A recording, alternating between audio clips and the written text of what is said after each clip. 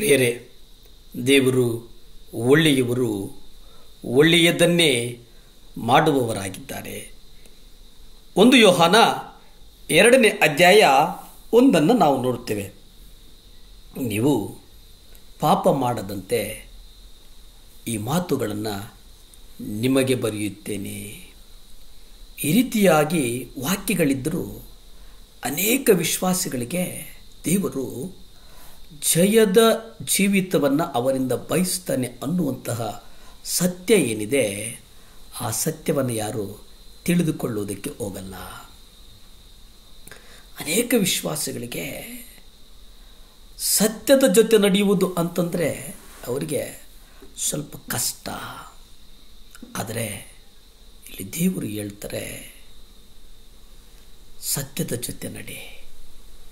ದೇವರ ವಾಕ್ಯದಲ್ಲಿ ಇದ್ದ ಹಾಗೆ ನಾವು ತೆಗೆದುಕೊಂಡು ಚಿಕ್ಕ ಮಗುವಿನಂತೆ ವಾಕ್ಯಗಳನ್ನು ನಂಬಿದರೆ ಆಗ ಈ ಸಂದೇಶಗಳು ನಮಗೆ ಸ್ಪಷ್ಟವಾಗಿ ಅರ್ಥ ಆಗ್ತವೆ.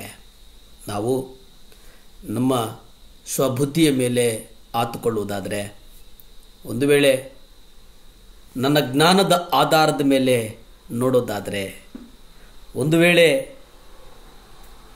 ಆ ವಾಕ್ಯಗಳನ್ನು ನಾವು ಧ್ಯಾನಿಸುವ ರೀತಿಯಲ್ಲಿ ತಪ್ಪೇನಾದರೂ ಆದರೆ ನಾವು ಒಂದು ಕ್ಷಣ ಸುಮ್ಮನಾಗಬೇಕಾಗ್ತದೆ. ಯಾಕಂದರೆ ವಾಕ್ಯಗಳು ಬೆಳಕು. ವಾಕ್ಯಗಳು ನಮ್ಮನ್ನು ಜ್ಞಾನದ ಕಡೆ ನಡೀತದೆ. ನಮ್ಮ ಸ್ವಬುದ್ಧಿಯ ಮೇಲೆ ಆತುಕೊಳ್ಳುವುದಾದರೆ, ಈ ಒಂದು ಲೋಕದಲ್ಲಿ ಪಾಪವು ತುಂಬಿರುವಾಗ ಇಂತಹ ಜೀವಿತವನ್ನು ಜೀವಿಸಲಿಕ್ಕೆ ಯಾಕೆ ಸಾಧ್ಯವಿಲ್ಲ ಎಂಬುವಂಥ ವಾಗ್ದಾನಗಳು ನಮ್ಮೊಳಗಡೆ ಹುಟ್ಟುತ್ತವೆ. ಆಗ ಅನೇಕ ಅಪನಂಬಿಕೆಯುಳ್ಳಂಥ ವಿಶ್ವಾಸಿಗಳು ಸ್ವಬುದ್ಧಿಯ ಮೇಲೆ ಅವರು ಅರಿತುಕೊಂಡವರಾಗಿ ತಮ್ಮ ಸಾಕ್ಷಿಯನ್ನು ಸ್ವಂತ ಬುದ್ಧಿ ಉಳ್ಳವರಾಗಿ ಮಾತನಾಡ್ತಾರೆ. ಆಗ ಈ ಲೋಕದಲ್ಲಿ ಪಾಪದ ಮೇಲೆ, ಶಾಪಗಳ ಮೇಲೆ ಜಯದ ಜೀವಿತ ಅಸಾಧ್ಯ ಅನ್ನುವಂಥದ್ದನ್ನು ನಮ್ಮನ್ನು ನಾವೇ ಒಡಂಬಡಿಸಿಕೊಳ್ತೇವೆ.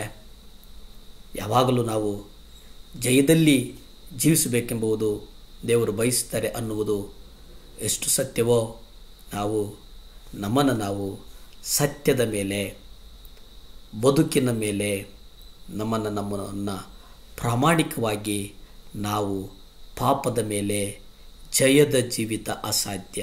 ನೀವು ನೆನೆಸಿ, ಪಾಪ ಇದ್ದರೆ ಆ ಪಾಪದ ಮೇಲೆ ನಾವು ಜಯದ ಜೀವಿತವನ್ನು ಕಟ್ಟುವುದಕ್ಕೆ ಸಾಧ್ಯ ಇಲ್ಲ ಅನ್ನುವಂಥದ್ದನ್ನು ನಾವು ಅರ್ಥ ಮಾಡಿಕೊಳ್ಳಬೇಕಾಗಿದೆ. ನಂಬಿಕೆ ಬಹಳ ಮುಖ್ಯ.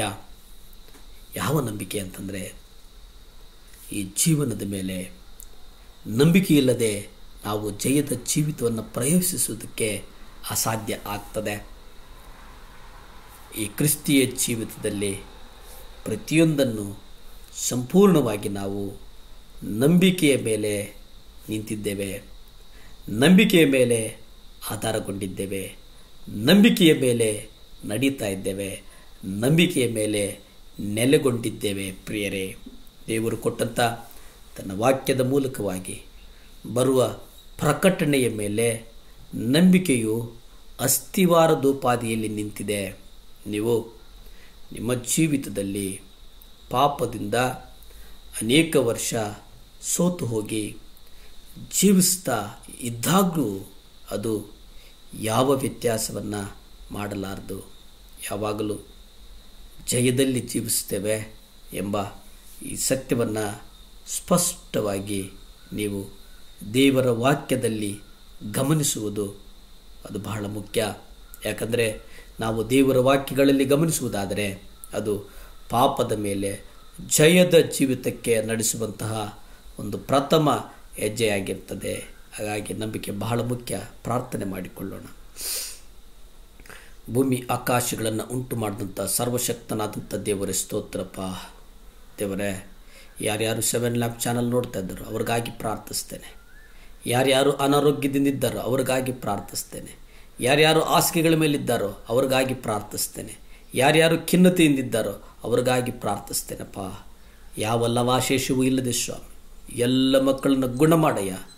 ನಮಗಾಗಿ ಕಲ್ವರಿ ಸುರಿಸಿದ ಮೇಲೆ ಕಲ್ವರಿ ಇಲ್ಲಿ ಸುರಿದಂಥ ರಕ್ತದಿಂದ ಗುಣ ಮಾಡು, ಗುಣ ಮಾಡು, ಗುಣ ಮಾಡು. ಯೇಸುವಿನ ನಾಮದಲ್ಲಿ ಬೇಡ್ತಾ ಇದ್ದೇನೆ ಪರಮ ತಂದೆಯೇ, ಆಮೇನ್, ಆಮೇನ್.